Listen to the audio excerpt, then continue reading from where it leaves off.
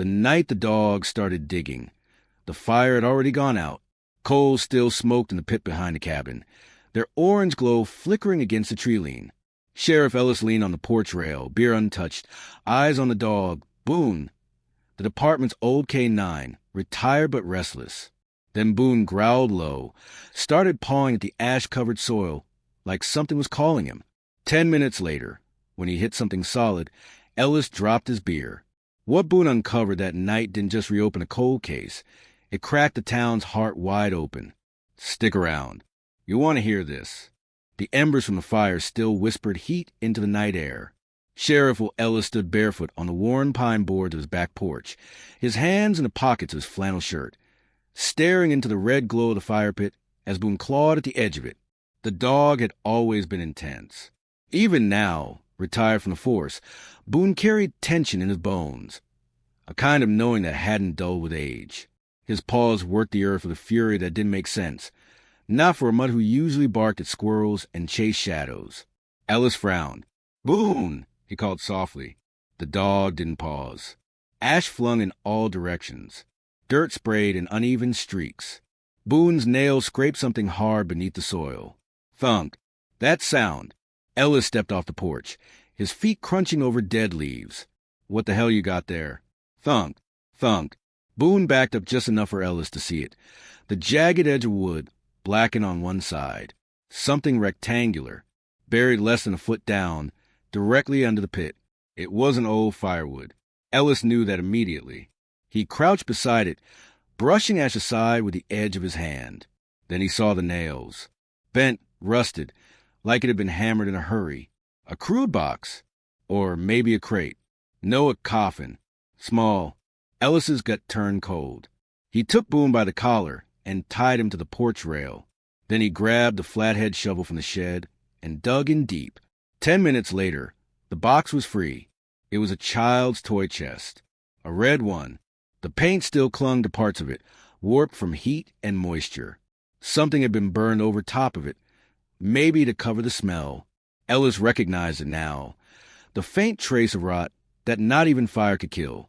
He pried the lid open with the shovel. Inside lay a bundle of cloth, wrapped tight, bound with old tape. Fabric once pink, now stained dark brown and stiff. The smell rose up like something sour had been waiting for air. Ellis didn't unwrap it. He didn't need to. His radio was still on the porch, charger light blinking. He picked it up with numb fingers and clicked it once. "Dispatch, this is Ellis." "Copy, Sheriff." "Go ahead.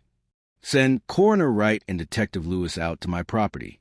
Bring evidence bags. And get someone to wake up Dana Nolan." There was a pause on the other end. "Dana Nolan? You heard me," Ellis said. "She doesn't want to be here." 23 minutes later, red and blue lights cut through the woods, sweeping long shadows over the porch and fire pit.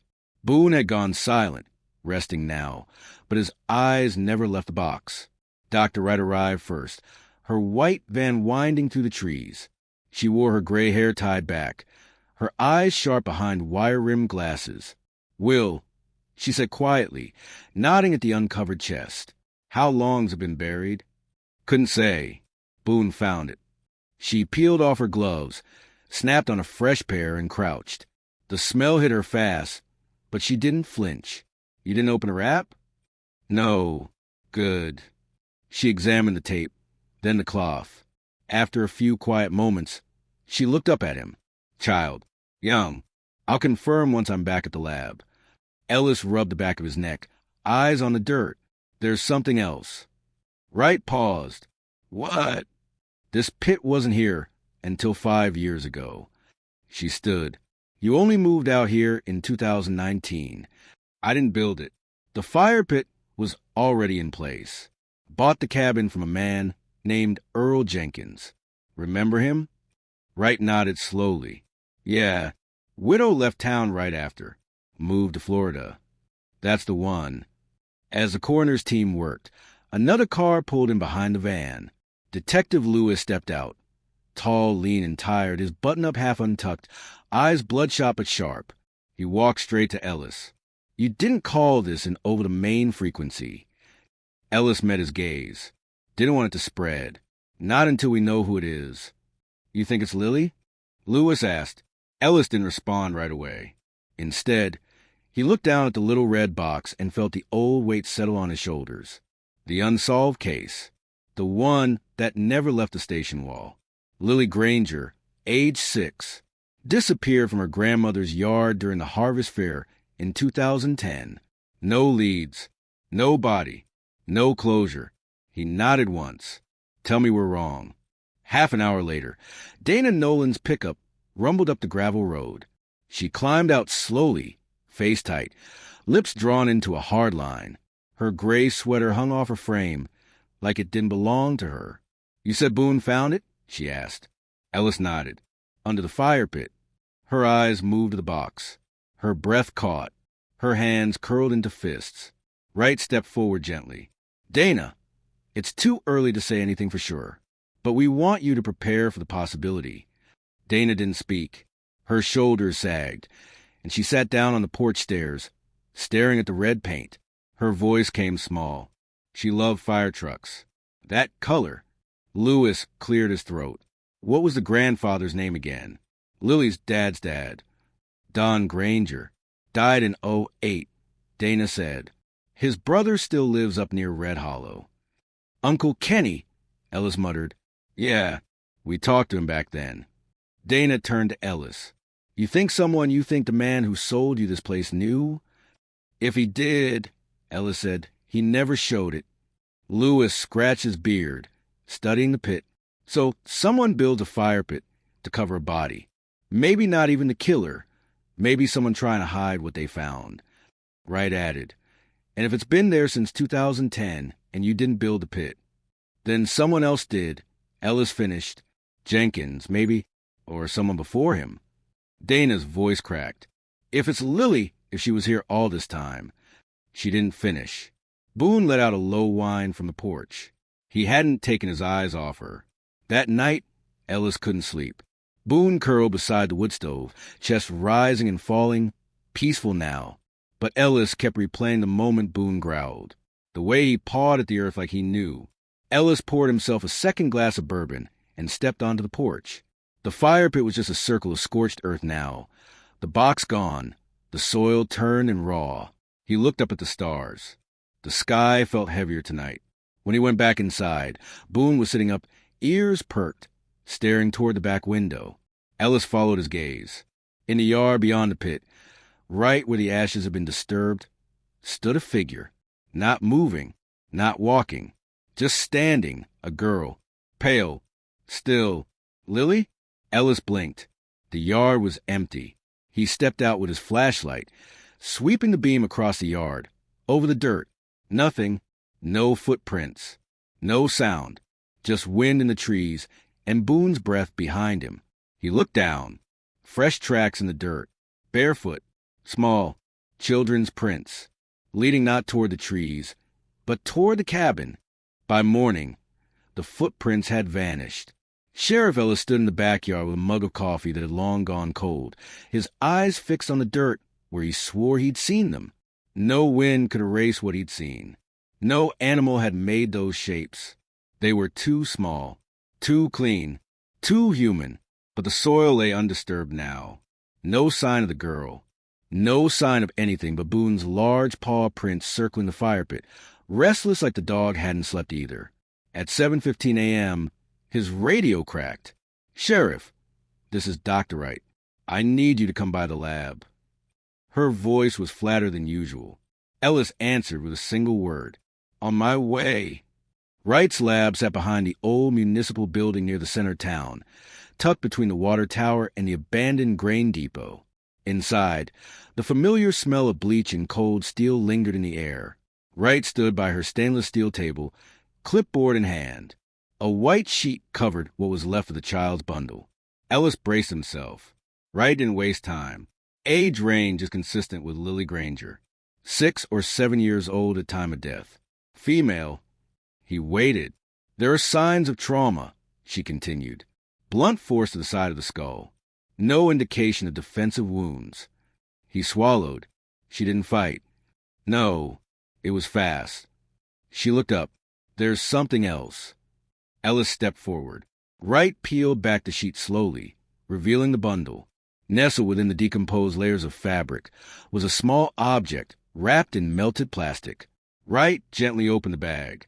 Inside was a stuffed animal, charred on one side, a gray rabbit with one pink button eye. Dana brought this same one to the station in 2010, Wright said. She said Lily took it everywhere. Ellis stared at it. He remembered the photograph. Lily holding that rabbit in both arms, beaming at the harvest fair. That confirms it, he said. Wright's expression shifted.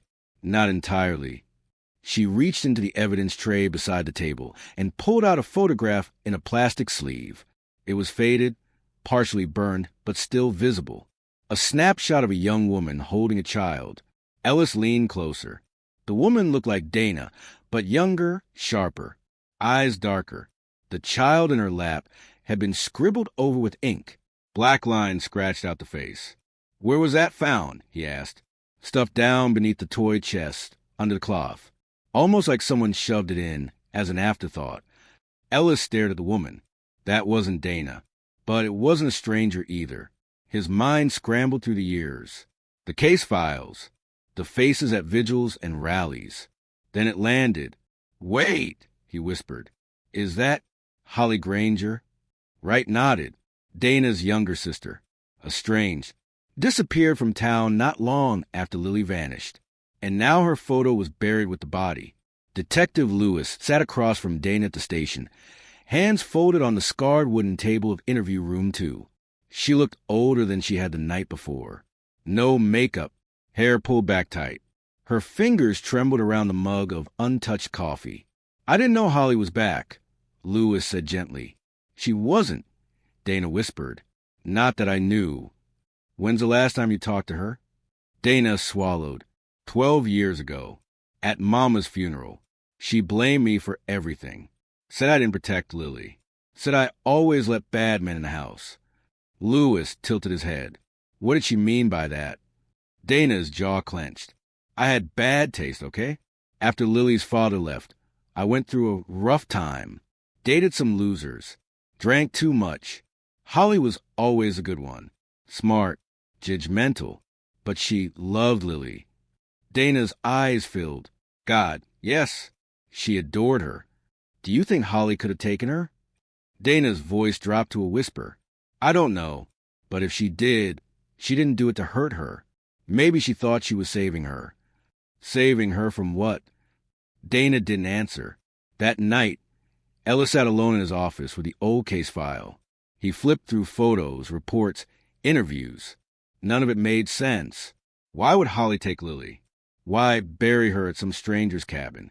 And how did the body end up under a fire pit 5 years after the girl vanished? The timeline didn't fit. He opened Boone's file next, the original hand of reports.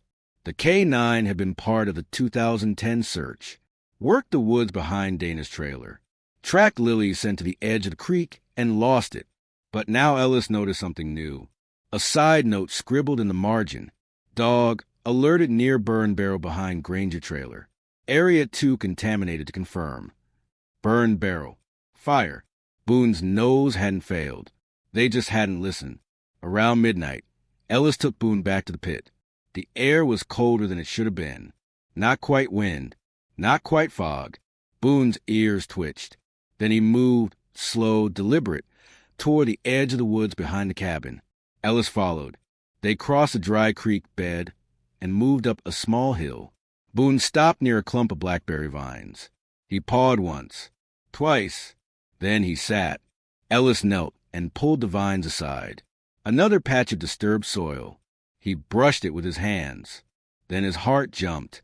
A burned page, crisp around the edges. Like a journal, he carefully pulled it out. The handwriting was jagged.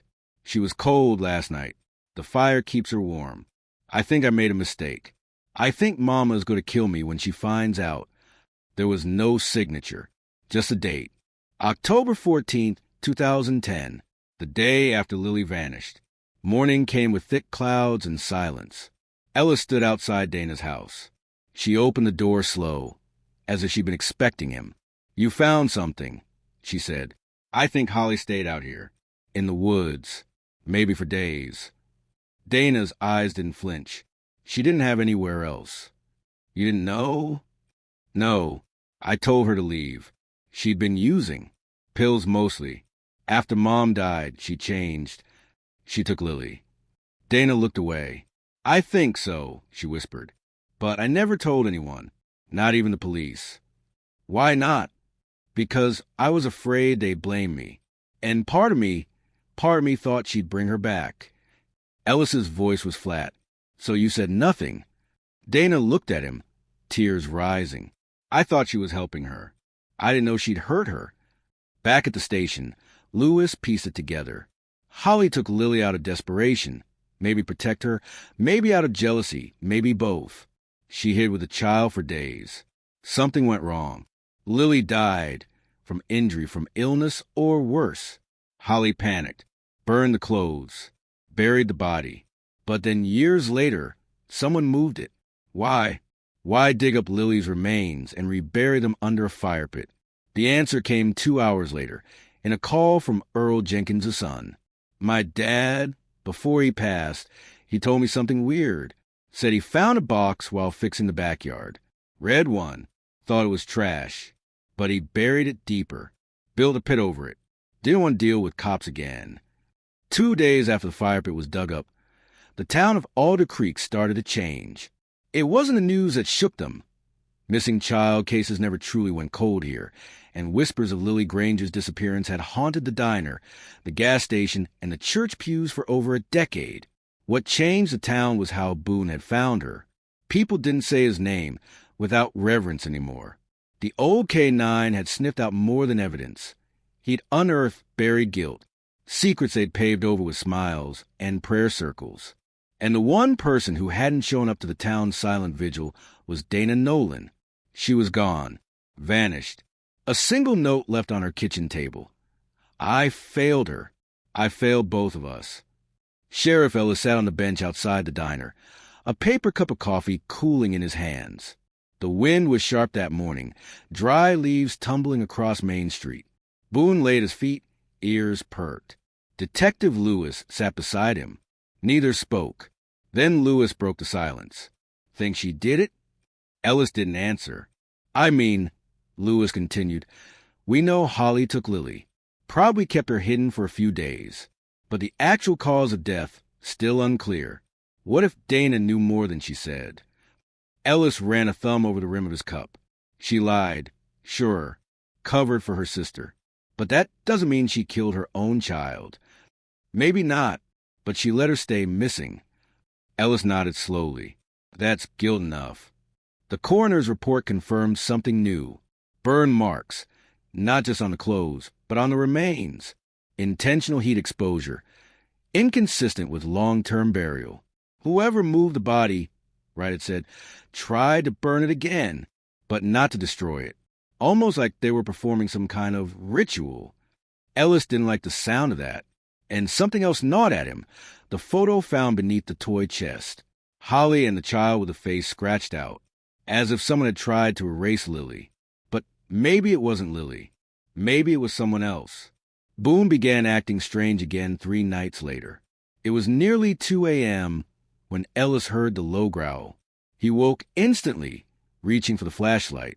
Boone stood by the door, his body stiff, tail lowered, eyes focused. Something out there? Boone didn't move. Ellis stepped onto the porch. The trees were still, but the air carried something, a distant crackling sound, like branches snapping. No wind, no animals. Then he saw it, a faint orange glow beyond the tree-line. Not fire, not exactly. More like a flicker, a memory of fire. Boone darted forward. Boone! Ellis shouted, but the dog didn't stop. Ellis followed, boots crunching frozen leaves. They crossed the creek bed, up the same path Boone had led him the days ago. And there, in a clearing near the blackberry vines, stood the fire. A full ring of it, burning bright without smoke.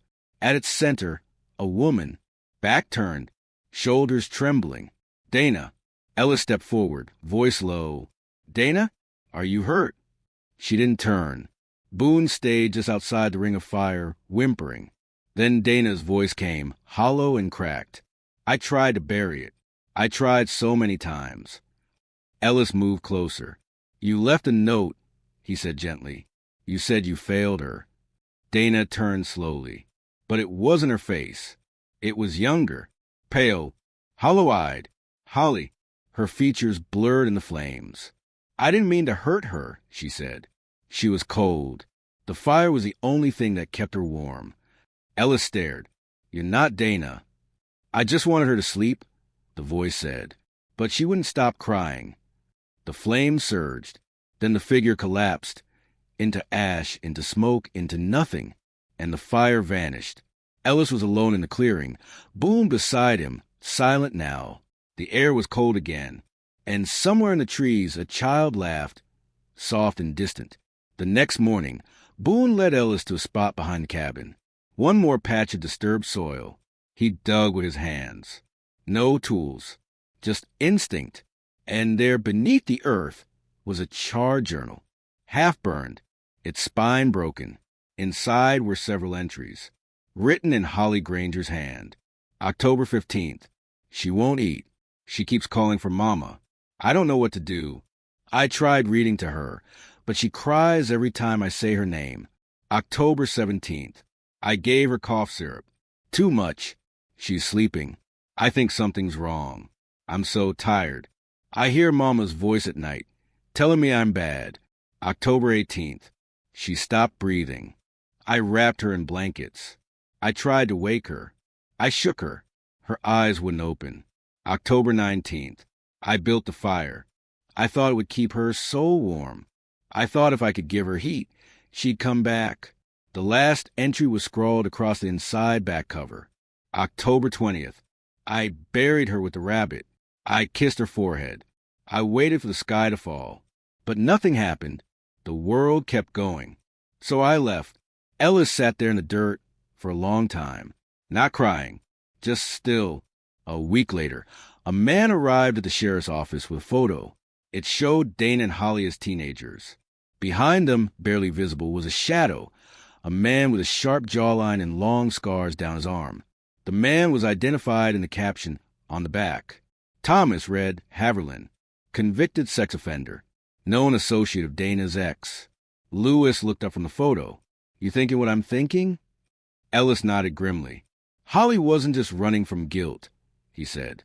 She was running from something worse. They both were, which means Lily's death might not have been an accident at all.